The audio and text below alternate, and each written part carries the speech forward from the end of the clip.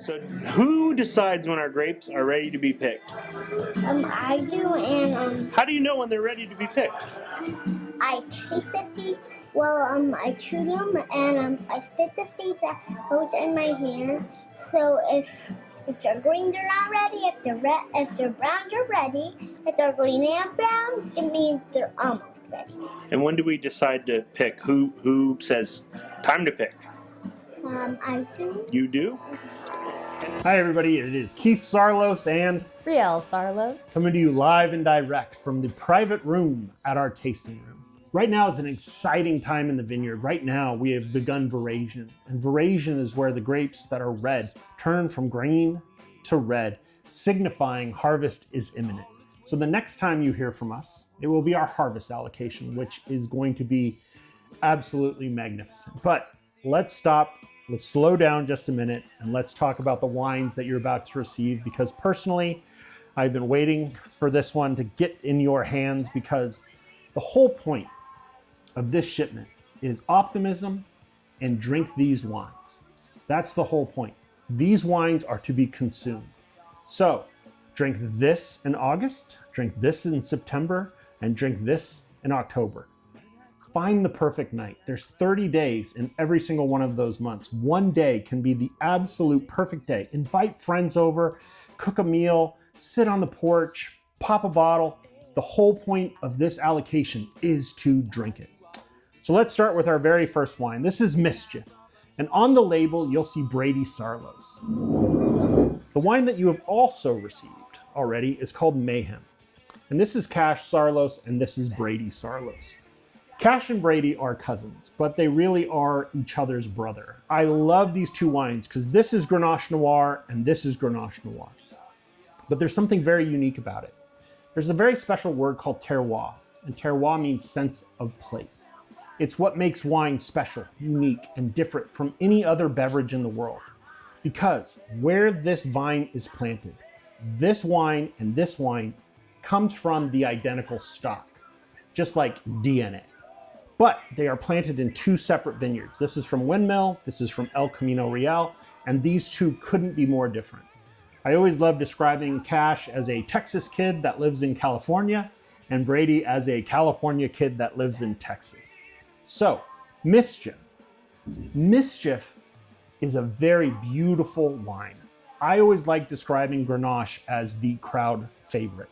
Every party we go to, we bring 2 bottles of this. It's always the first 2 bottles gone. Even if there's 20 bottles, these bottles are gone first, because if you like Pinot, you're gonna love this. If you like Syrah, you're gonna love this. If you like Cab, you're going to love this. It's the Paul Rudd of wines. Like, I've never gone to go see Paul Rudd, a movie because Paul Rudd was in it, but I've never not liked a movie Paul Rudd was in. And that's kind of what Grenache is. In all of the Venn diagrams of flavors of wine, Grenache is the dead center. Grenache is the farmer's grape, it's the winemaker's grape, it's the drinker's grape. It is the wine that is the go-to.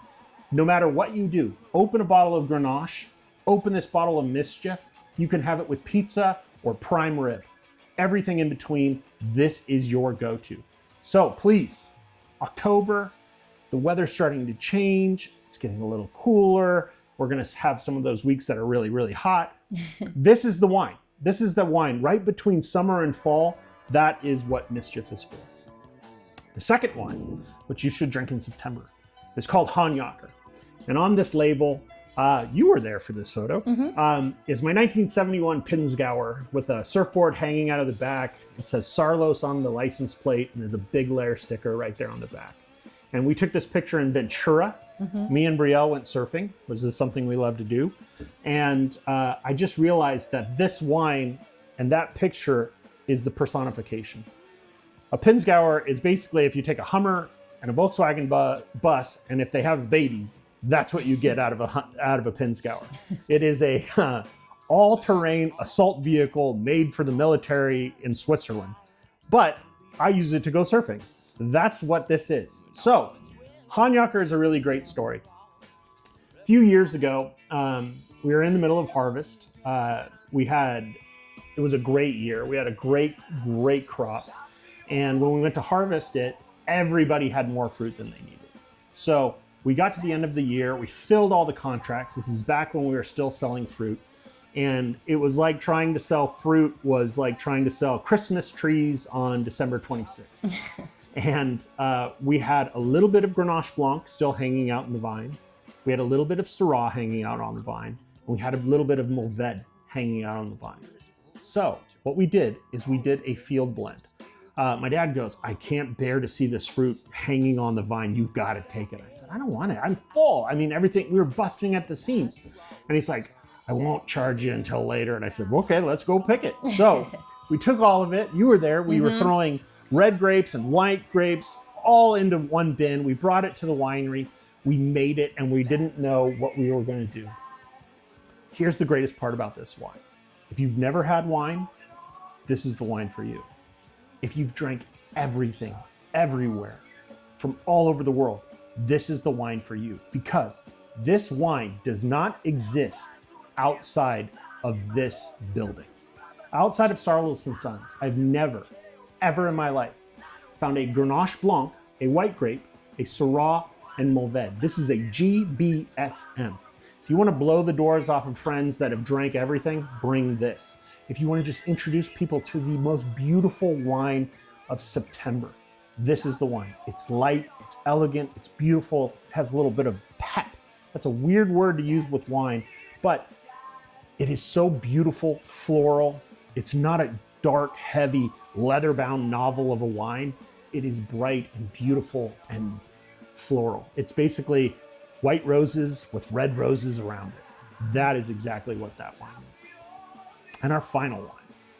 I'm gonna move these out of the way because I'm gonna try to get through this without crying.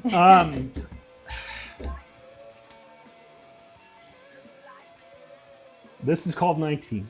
And I was thinking about this today because it was, it's a particularly hard day. A lot going on, doing a lot of big stuff, scared out of my mind. I was thinking back to this day and you being 19, which made me sit there. No. Well, this is the weight. I mean, most people get into wine because they love it. And I didn't get into wine because I love it. I got into wine to feed you and to feed kids. So there's easier ways to make a buck. This is a very hard one, but it's very fulfilling. But pull it together, Keith.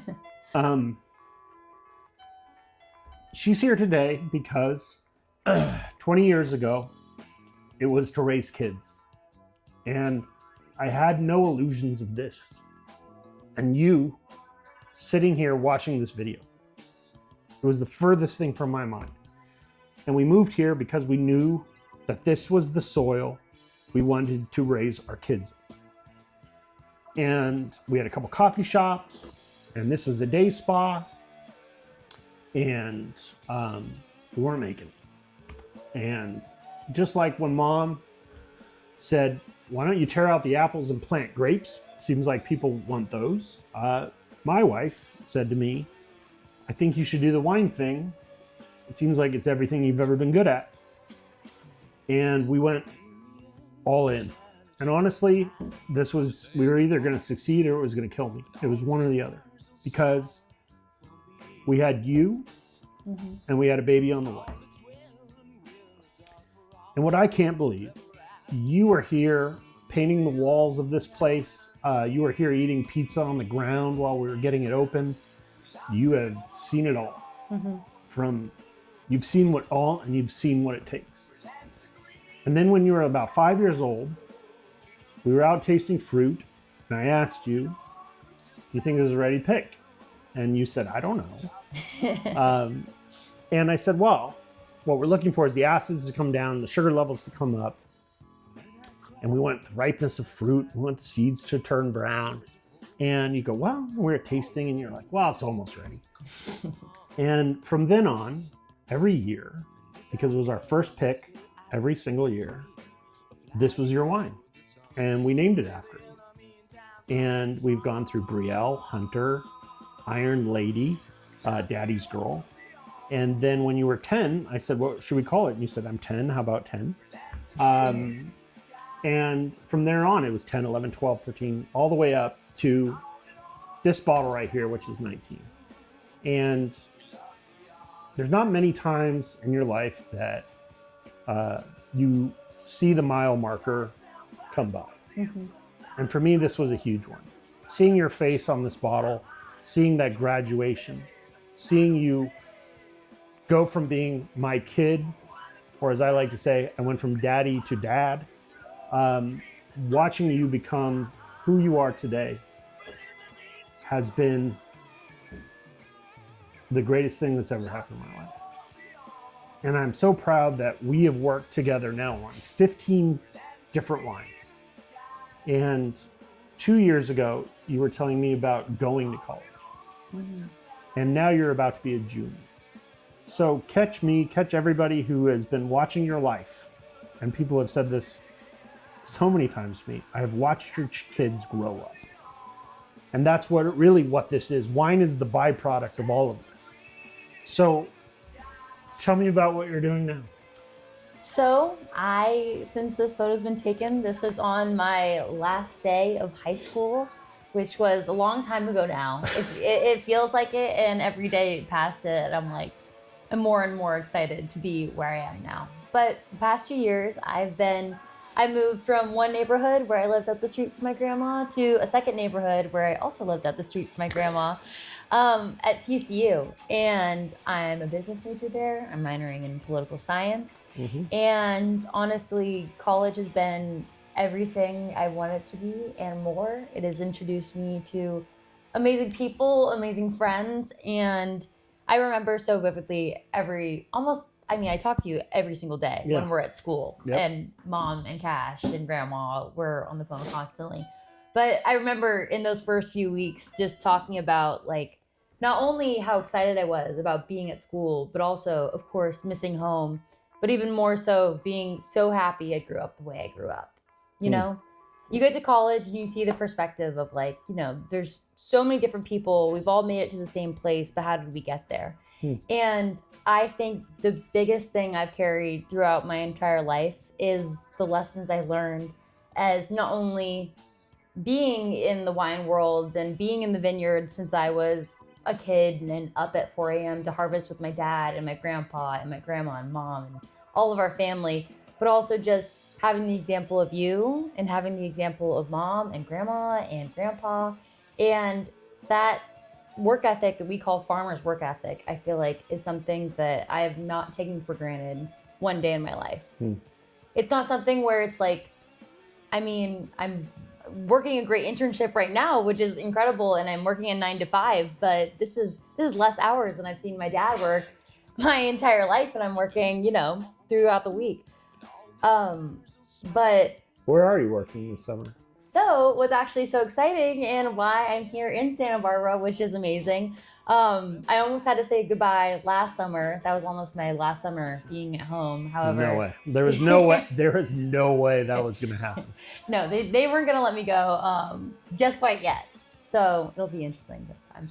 But this summer, I'm actually interning at the Ronald Reagan Ranch, which has honestly been truly. I'm wrapping up. This is one of my final weeks, which I'm pretty upset about because it has honestly been, next to growing up here, one of the most interesting and profound, and just the same way you were talking about how meaningful this work is to you. It's what I've been doing there too. Well, I said it to you a couple weeks ago when I went and visited you. You working up at the Ronald Reagan Ranch, our most famous resident.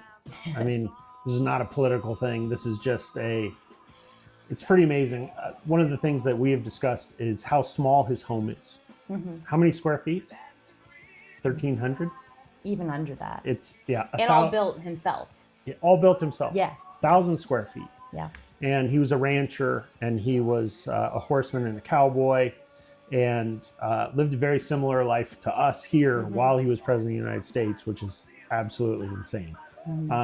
Dug fence posts, built his own fence, wouldn't let anybody touch it. You had the opportunity to stain it this summer, which is actually really cool. That was really cool. But like I said to you when I was standing there, this is as far from home as any Saarloos has ever been. because I did not grow up like this. My mom's from Minnesota. Her grandparents lived in a sod house. My grandpa was on his own since he was 8 years old. Made his way from Iowa to California. Grandma Saarloos rode out in a truck with flat tires.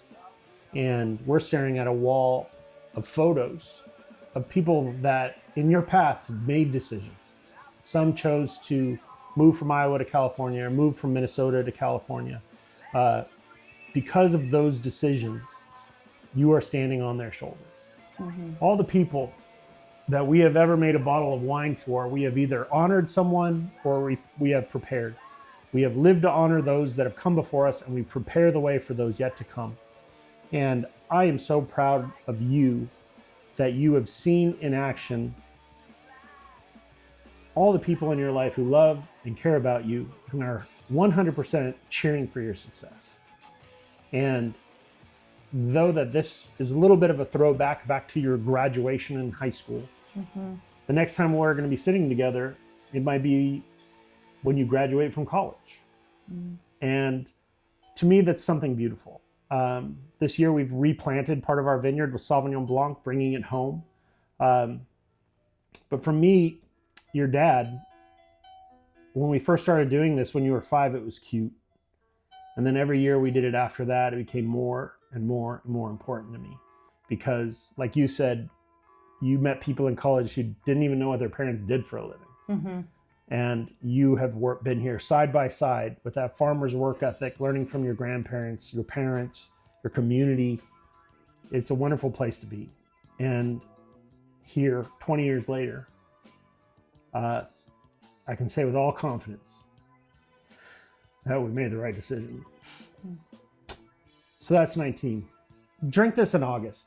When you get this, get it cold. If your kid's going away to school, crack this thing. Pop the bottle. You have done a good job. You have been a great parent. Maybe not always, but you've done your best. And you deserve this. So open this bottle, toast to the people you love, look back a little bit and see how far you've come and how proud you are of what you have accomplished. So many times we work so hard to get things done that we don't see the forest through the trees, and every now and then you need to sit back and say, we've come a long way, but we have a long way to go. I'm so happy you're here right now. I'm going to miss you so bad when you leave, but I'll talk to you every day, I promise. And if you're red only, let me pull it together. You get Grit. This is an exciting wine. This is our estate Petit Verdot.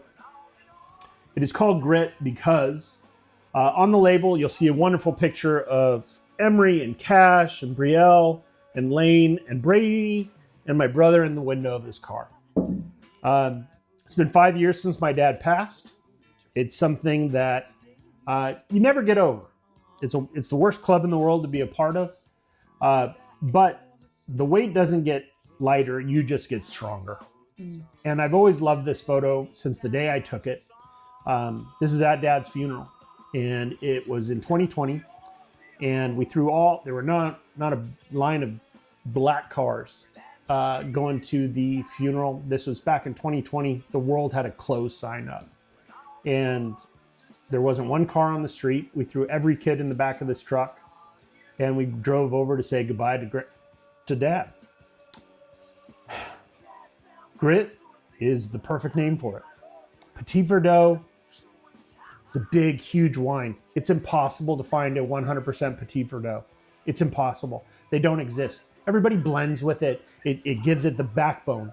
It gives it the structure. But to have a 100% Petit Verdot that we grow, that's 100% estate, like all the wines. We've planted these vines. We grow these grapes. We pick them in the middle of the night. We make them. We design the labels. This is from our plow to your porch. When I look at this label now and drink this wine, it makes me smile. And it makes me smile because I look at everybody that's on that label, and I see the people that they have become in my father's absence. And they have grit. And grit is when you are scared, but you summon the courage. Grit is when everybody else quits and you keep going. Grit is post-traumatic ascension. No matter what's going on in your life, no matter how dark it is today, as my dad would say, from what I understand, the sun will come up tomorrow. And I've thought about that a million times since he's been gone. Because he was my phone call, or I am yours. Mm-hmm. My magic telephone stopped working. Your magic telephone continues to work. And what I love about this wine is it is beautiful. There's no other word for it. It's silky. It's expressive.